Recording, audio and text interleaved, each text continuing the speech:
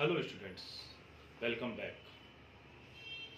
आज मैं जो कॉन्सेप्ट लेके आया हूँ आपके सामने वो है types of accounts. Last video मैंने आपको जनरल एंट्रीज बताई थी। उन जनरल एंट्रीज को करने के लिए जिन अकाउंट्स को हम डेबिट या क्रेडिट करते हैं उन अकाउंट्स को 3 कैटेगरी में डिवाइड किया गया है। Number 1 nominal account, number 2 real and number 3 personal accounts. तो जो भी एंट्रीज में हम अकाउंट को डेबिट क्रेडिट करेंगे उनको 3 पार्ट में डिवाइड किएंगे। नंबर 1 होगा नॉमिनल, नंबर 2 होगा real and number 3 personal account. तो सबसे पहले नॉमिनल अकाउंट, बोर्ड की तरफ देखते हैं हम लोग। और types of account, there are 3 types of account. Number 1 nominal account. Nominal account में wages, salary, rents, electric expenses, telephone expenses, conveyance expenses, जो भी एक्सपेंडिचर्स हैं उनको हम नॉमिनल अकाउंट के हेड में शो करते हैं। ऑल एक्सपेंडिचर, इन एक्सपेंडिचर को क्लासिफाई किया जाएगा अभी 2 पार्ट्स में, डायरेक्ट और इनडायरेक्ट। लेकिन पहले हम अकाउंट को ब्रॉडली 3 पार्ट में डिवाइड करें। तो नंबर 1 आ गया नॉमिनल, इसमें हमने wages, salary, rents, electric expenses, telephone expenses. इनका मतलब आपको समझ में आ रहा होगा। इलेक्ट्रिक एक्सपेंसेस का मतलब मीटर फिटिंग वगैरह जो होता है वो कैपिटलाइज नेचर का है। उसका जो बिल का एक्सपेंसेस आता है, जो हम इलेक्ट्रिक कंज्यूम करते हैं, वो इस हेड के अंतर्गत आएगा, इलेक्ट्रिक एक्सपेंसेस। टेलीफोन में भी, टेलीफोन मींस मोबाइल या लैंडलाइन जो हम इंस्ट्रूमेंट परचेज करेंगे वो एसेट्स है, लेकिन उसको जो हम रन करेंगे, जब हम उसका कनेक्शन लेंगे, उसका जो हम मंथली रेंट पेड करेंगे वो इस एक्सपेंसेस के अंडर में आएगा। कन्वेंस, कोई भी व्हीकल्स है आपकी, 2 व्हीलर, 3 व्हीलर, 4 व्हीलर, उसको अगर हम कंपनी पर्पज से यूज करेंगे तो उसमें जो पेट्रोल डीजल एक्सपेंसेस होगा, इलेक्ट्रिक एक्सपेंसेस होगा, वो सब कन्वेंस के अंडर में आएगा।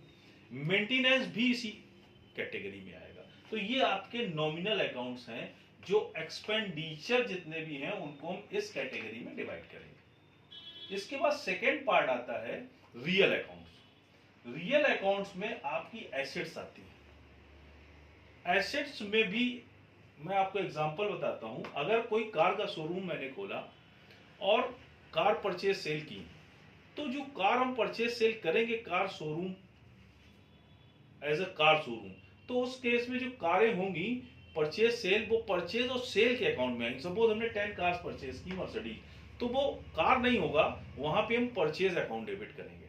और उन कार को जो हम सेल करेंगे तो सेल्स अकाउंट क्रिएट होगा। सपोज हमने एक कार सेल की 5 करोड़ की, तो हम एंट्री क्या करेंगे, bank account debit to sales, car नहीं करेंगे। लेकिन अगर हमने कोई कार या व्हीकल्स बिजनेस में यूज करने के लिए परचेज किया है, तब उसको हम एसेट्स में काउंट करेंगे और वो रियल अकाउंट्स के अंदर में आएगा। क्लियर? अब इन एसेट्स को भी 2 पार्ट में डिवाइड किया है, टेंजेबल और इनटेंजेबल। तो पहले तो टेंजेबल एसेट्स हम देखते हैं। टेंजेबल एसेट्स मींस वो एसेट्स जिनको हम टच कर सकते हैं, देख सकते हैं। Plants, car, bike, machinery, furniture, buildings etcetera. ये जो एसेट्स हैं इनको हम टच भी कर सकते हैं और देख भी सकते हैं। प्लांट में कोई भी मशीनरी, प्लांट्स लगाए जाते हैं। कार, बाइक बिजनेस में यूज करने के लिए जो परचेज की गई। मशीनरी किसी भी चीज की मैन्युफैक्चरिंग या प्रोडक्शन के लिए यूज होती है। फर्नीचर जो ऑफिस और फैक्ट्री में यूज किया जा रहा है एज अ एसेट्स। बिल्डिंग्स, जिस बिल्डिंग या प्रोमाइसेस के अंदर वो बिजनेस रन किया जा रहा है, ये सभी फिक्स एसेट्स हैं और ये टेंजेबल एसेट्स के अंडर में काउंट होती है। क्लियर? अब आता है इनटेंजेबल एसेट्स। इनटेंजेबल एसेट्स क्या होती हैं? जिनको ना हम टच कर सकते हैं और ना देख सकते हैं, दिखती भी नहीं है। जैसे goodwill, patent, trademark, copyright, telecom licence and लूमार्स।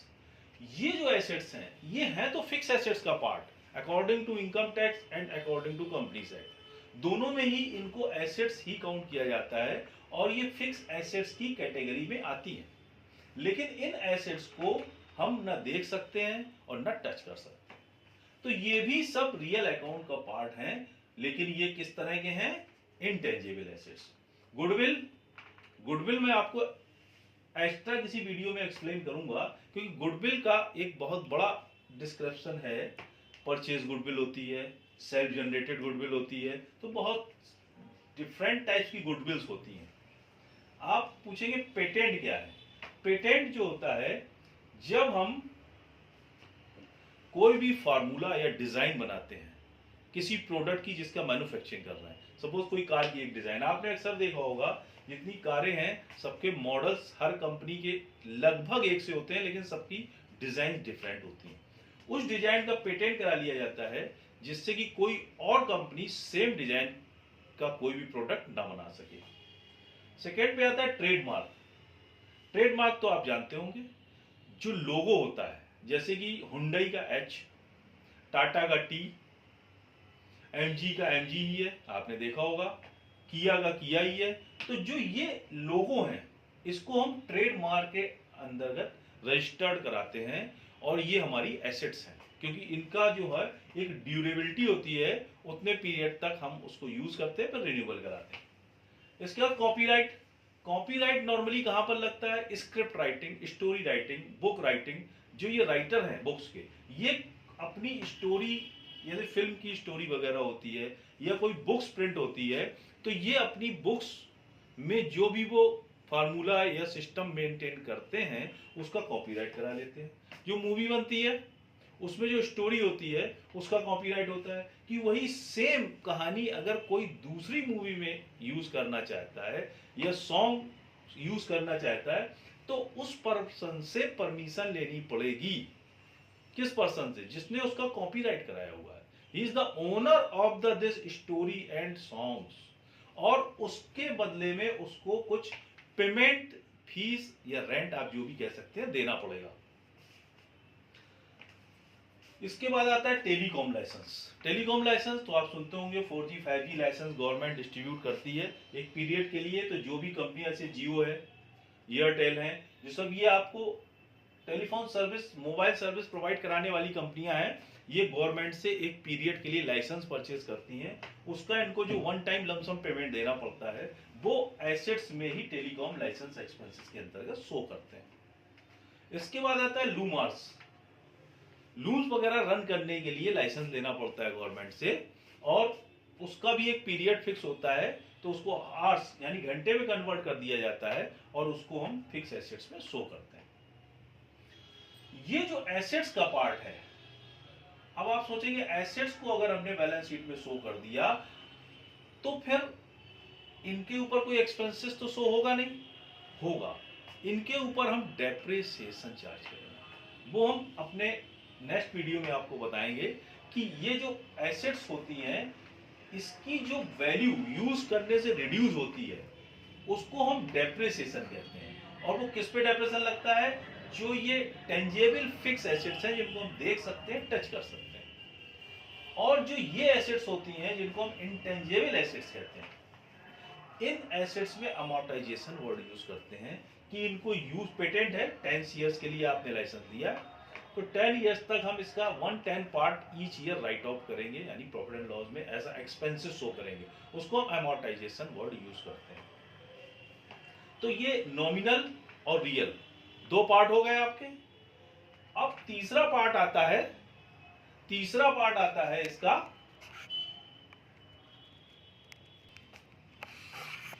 तीसरा जो है वो है पर्सनल अकाउंट।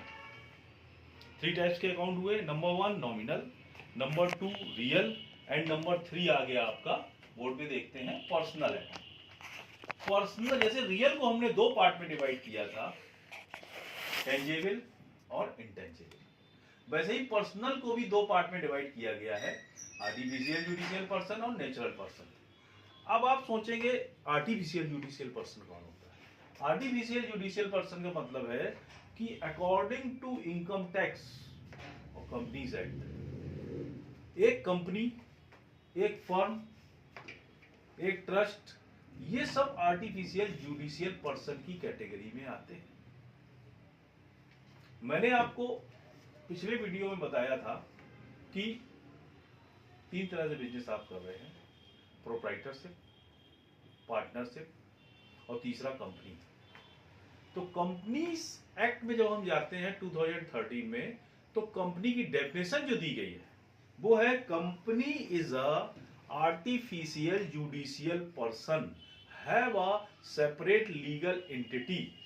इसका मतलब कि कंपनी को कोई भी लॉ एक पर्सन ट्रीट करेगा और उसके ऊपर लीगल कोई भी कार्रवाई की जा सकती है, और कंपनी भी एज अ पर्सन किसी भी customer, consumer, loan holder, bank, debtors, creditors के ऊपर केस फाइल कर सकती है। तो 2 तरह के पर्सन हो गए आपके अकाउंट्स में।